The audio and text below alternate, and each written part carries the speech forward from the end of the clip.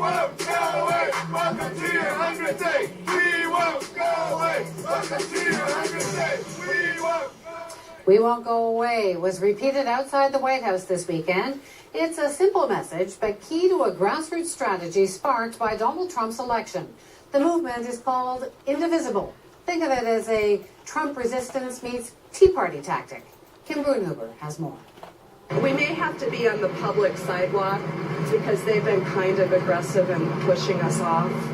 Outside the offices of Utah's 2 senators, about a dozen people are getting ready for Resist Trump Tuesday. It's a weekly protest, and it's a decidedly DIY affair. This guy actually misspelled Trump. I gotta start over. Even here, in one of the most conservative Republican states, a national movement is mobilizing the left based on tactics of the right. Your job is to take care of us. The Indivisible movement started last year as an online guide for resisting President Trump. Since then, it's led to the creation of thousands of affiliated groups across the country. Their tactics? Bombard congressional offices with petitions and phone calls. Demand town halls, then, more often than not, disrupt them.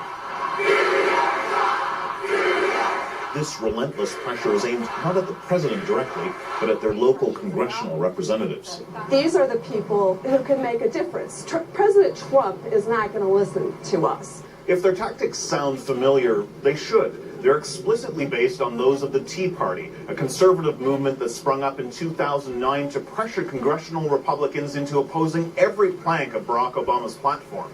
They don't enjoy getting all the phone calls and the emails because it really... This Utah group is planning its next phone blitz to swamp its state's congressional offices with complaints about the plan to replace Obamacare. These methods worked for the Tea Party, they say. Why reinvent the wheel?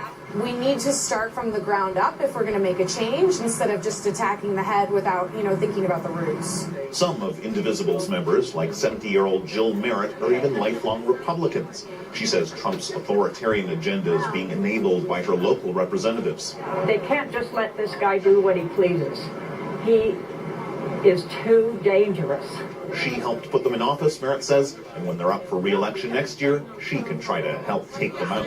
We'll be looking for that possibility if they don't behave.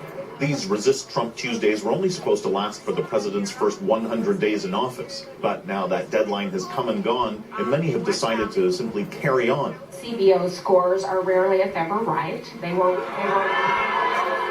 If they've learned anything from their counterparts on the right, they say it's this. Persistence pays off. Kim Brunhuber, CBC News, Salt Lake City, Utah.